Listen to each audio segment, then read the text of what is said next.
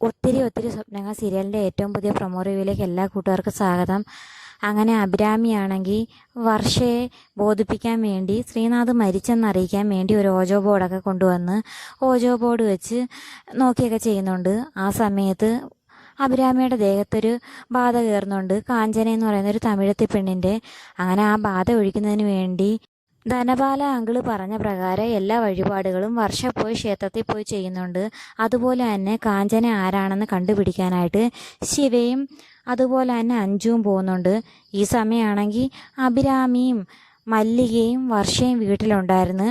അഭിരാമിയോട് സംസാരിച്ചുകൊണ്ടിരിക്കുന്ന മല്ലികയാണെങ്കിൽ ഈ ദേഹത്തിങ്ങനെ ബാധ കയറുമ്പം നിങ്ങളുടെ ആത്മാവ് എവിടെ ആയിരിക്കും എന്നൊക്കെ സംശയം ചോദിക്കുന്നുണ്ട്. ആ സമയത്ത് അഭിരാമി പറയുന്നുണ്ട്, അന്നേരം എൻ്റെ ആത്മാവ് വേറെ ആരുടെയെങ്കിലും ദേഹത്ത് കയറുമെന്നൊക്കെ പറയുന്നുണ്ട്. അങ്ങനെ അവർ സംസാരിച്ചുകൊണ്ടിരിക്കുന്ന സമയത്താണെങ്കിൽ അഭിരാമി മല്ലികയോടെ പെട്ടെന്ന് ദേഷ്യത്തിൽ ചോദിക്കുന്നുണ്ട്, എൻ്റെ കൂടെ ഇങ്ങനെ സംസാരിക്കാൻ നിനക്ക് ഇത്ര ധൈര്യമുണ്ടോ എന്ന് ചോദിക്കുന്നുണ്ട്. ആ സമയത്ത് അഭിരാമിയുടെ ദേഹത്താണെങ്കിൽ കാഞ്ചന കയറിയിട്ടുണ്ട്.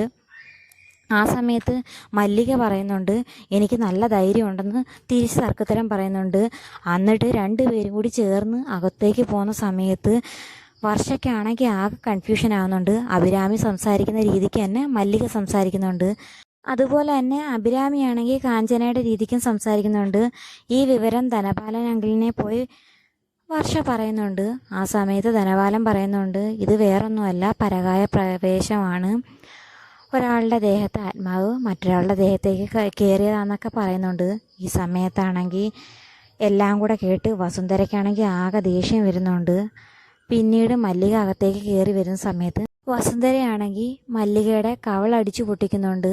ഇതേ സമയം ധനപാലൻ ഏർപ്പെടുത്തിയ പൂജാരിയാണെങ്കിൽ കാഞ്ചനയായിട്ട് തമിഴത്തി പെണ്ണിൻ്റെ ചേല ചുറ്റി ആടുന്നതിന് മുമ്പേ ആ പെണ്ണിൻ്റെ ദേഹത്തുനിന്ന് ബാധ ഒഴിപ്പിക്കണമെന്നും പറഞ്ഞുകൊണ്ട് നേരെ മല്ലികയെ നല്ലതുപോലെ അടിക്കുന്നുണ്ട്. ഈ സമയത്ത് ശബ്ദം കേട്ട് അഭിരാമി അങ്ങോട്ടേക്ക് ഇറങ്ങി വരുന്നുണ്ട്.